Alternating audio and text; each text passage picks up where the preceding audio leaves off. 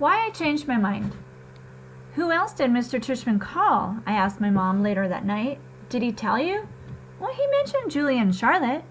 Julian, I said. Ugh, why Julian? You used to be friends with Julian. Mom, that was like in kindergarten. Julian's the biggest phony there is, and he's trying so hard to be popular all the time. Well, Mom said, at least Julian agreed to help this kid out. I gotta give him credit for that. I didn't say anything because she was right. What about Charlotte? I asked. Is she doing it too? Yes, Mom said. Of course she is. Charlotte's such a goody two-shoes, I answered. Boy, Jack, said Mom, you seem to have a problem with everybody these days. Well, it's just, I started. Mom, you have no idea what this kid looks like. I can imagine. No, you can't. You've never seen him. I have. It might not even be who you're thinking it is. Trust me, it is. And I'm telling you, it's really, really bad. He's deformed, Mom. His eyes are like down here. I pointed to my cheeks. And he has no ears. And his mouth is like... Jamie had walked into the kitchen to get a juice box from the fridge. Ask Jamie, I said. Right, Jamie? Remember that kid we saw in the park after school last year? The kid named August? The one with the face? Oh, that kid? Said Jamie, his eyes opening wide. He gave me a nightmare. Remember, Mommy, that nightmare about the zombies from last year? I thought that was from watching a scary movie, answered Mom. No, said Jamie. It was from seeing that kid. And when I saw him, I was like, ah! And I ran away. Wait a minute, said Mom, getting serious. Did you do that in front of him? I couldn't help it, said Jamie, kind of whining. Of course you could help it, Mom scolded. Guys, I have to tell you, I'm really disappointed by what I'm hearing here. And she looked like she sounded. I mean, honestly, he's just a little boy, just like you. Can you imagine how he felt seeing you run away from him, Jamie? Screaming? It wasn't a scream, argued Jamie. It was like, ah! He put his hands on his cheeks and started running around the kitchen. Come on, Jamie, said Mom angrily. I honestly thought both my boys were more sympathetic than that.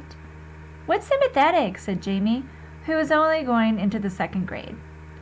You know exactly what I mean by sympathetic, Jamie, said Mom. It's just he's so ugly, Mommy, said Jamie. Hey, Mom yelled. I don't like that word. Jamie, just get your juice box and I want to talk to Jack alone for a second. Look, Jack, said Mom as soon as he left, and I knew she was about to give me the whole speech. Okay, I'll do it, I said, which completely shocked her. You will? Yes. So I can call Mr. Tushman. Yes, Mom, I said yes. Mom smiled. I knew you'd rise to the occasion, kiddo. Good for you. I'm proud of you, Jackie. She messed up my hair. So here's why I changed my mind. It wasn't so I wouldn't have to hear Mom give me a whole lecture, and it wasn't to protect this August kid from Julian, who I knew was going to be a jerk about the whole thing.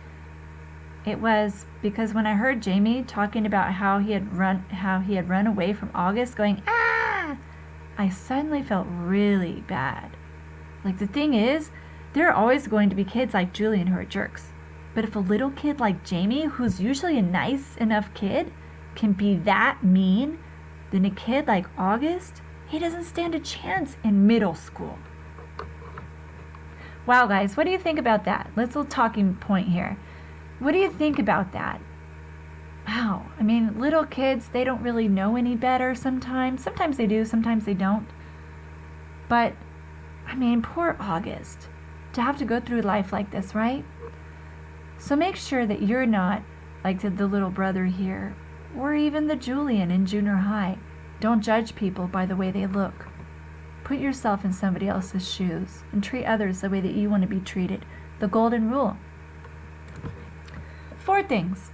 First of all, you do get used to his face. The first couple of times, I was like, whoa, I'm never going to use this.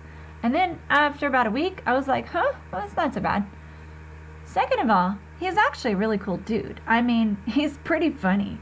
Like, the teacher was saying something and August will whisper something funny to me that no one else hears and totally made me crack up.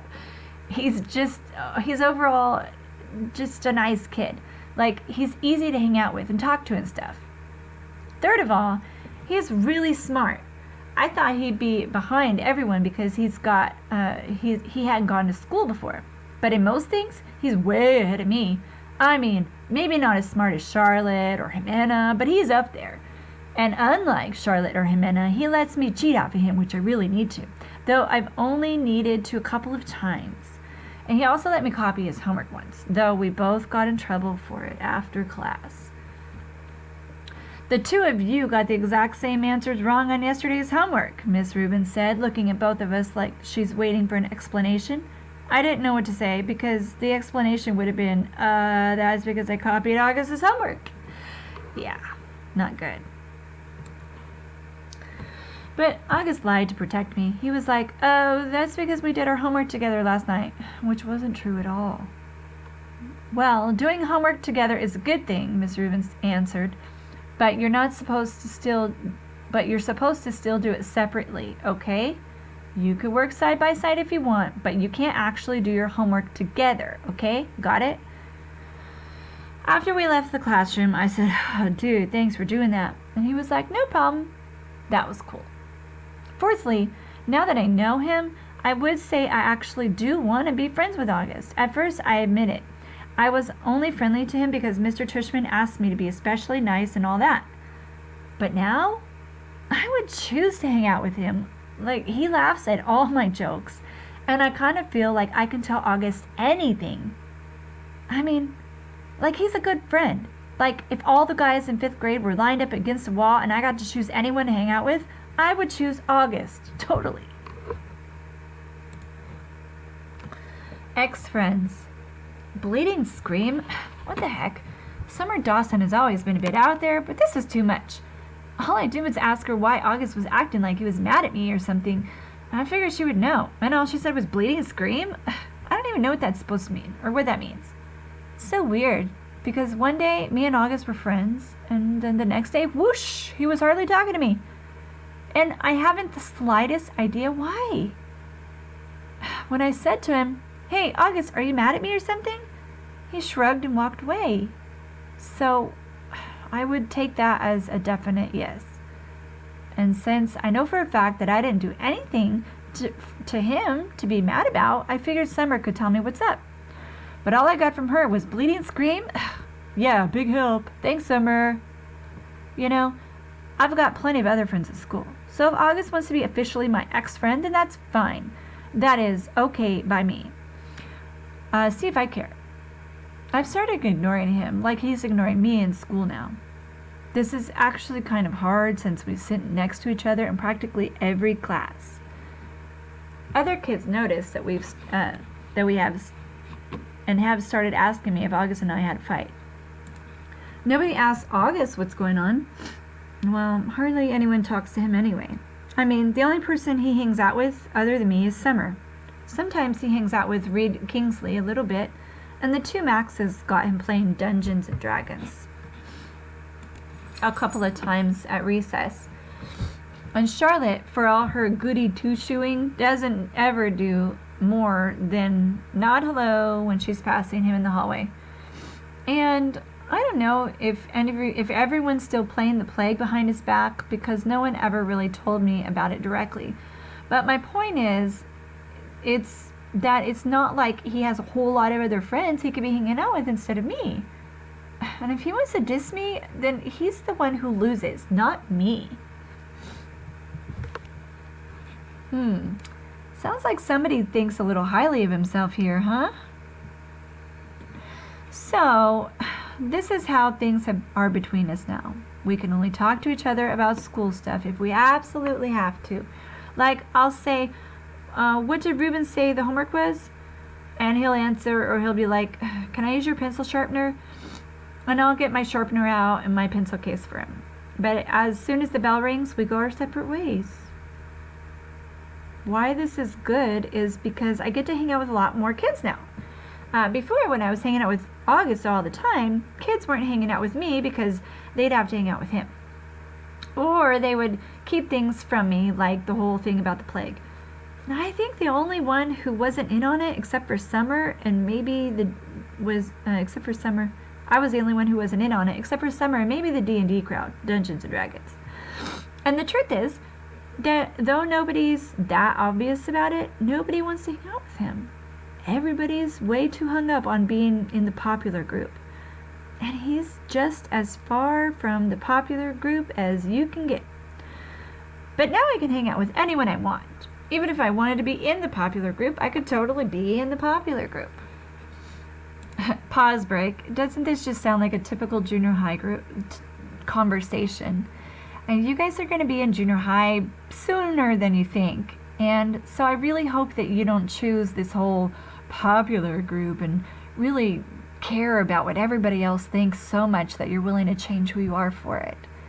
I hope you guys are better than that. And I think you are. Why this is bad is because, well, A, I don't actually enjoy hanging out with the popular group that much. And B, I actually liked hanging out with August. So this is kind of messed up. And it's all August's fault. Now remember, Jack has no idea why his friend is mad at him and won't talk to him. Because he was acting differently in front of others. Snow. The first snow of winter hit right before Thanksgiving break. School was closed, so we got an extra day of vacation. I was glad about that because I was so bummed about this whole August thing and I just wanted time to chill out without having to see him every day. Also, waking up to a snow day is just about my favorite thing in the world. I love that feeling when you first open your eyes in the morning and you don't even know why everything seems different than usual. And then it hits you. Everything is quiet. No cars honking, no buses going down the street. And then you run over to the window and outside everything is covered in white. The sidewalks, the trees, the cars on the street, your window panes. And when that happens on a school day, and you find out your school is closed, well, I don't care how old I get, I'm always going to think that that's the best feeling in the world. And I'm never going to be one of those grown-ups that use an umbrella when it's snowing. Ever. Dad's school was closed too, so he took me and Jamie sledding down Skeleton Hill in the park. They say a little kid broke his neck while sledding down there a few years ago. But I don't know if this is actually true or if it's just one of those legends. On the way home, I spotted this banged-up wooden sled and propped up against the old Indian Rock monument. Dad said to leave it. It was just garbage. But something told me it would make the greatest sled ever. So Dad let me drag it home, and I spent the rest of the day fixing it up. I super glued the broken slats together and wrapped some heavy-duty white duct tape around them for extra strength. And then I spray painted the whole thing white with the paint I had gotten for the alabasters finks I was making for the Egyptian Museum project. Ugh. When it was all dry, I painted lightning in gold letters on the middle piece of wood, and I made a little lightning bolt symbol above the letters. It looked pretty professional, I have to say. Dad was like, "Wow, Jackie, you were right about this sled." The next day, we went back to Skeleton Hill with lightning. It was the fastest thing I've ever ridden. So much faster than the plastic sleds we'd been using. And because it had gotten warmer outside, the snow had become crunchier and wetter. Good packing snow. Me and Jamie took turns on lightning all afternoon. We were in the park until our little fingers were frozen and our lips had turned a little bit blue. Dad had practically had to drag us home. By the end of the weekend, the snow had started turning gray and yellow, and then a rainstorm turned most of the snow to slush. When we got back to school on Monday, there was no snow left. It was raining and yucky the first day back from vacation, a slushy day. That's how I was feeling inside too, slushy. I nodded hey to August the first time I saw him. We were in front of the lockers, and he nodded hey back. I wanted to tell him about lightning, but I didn't.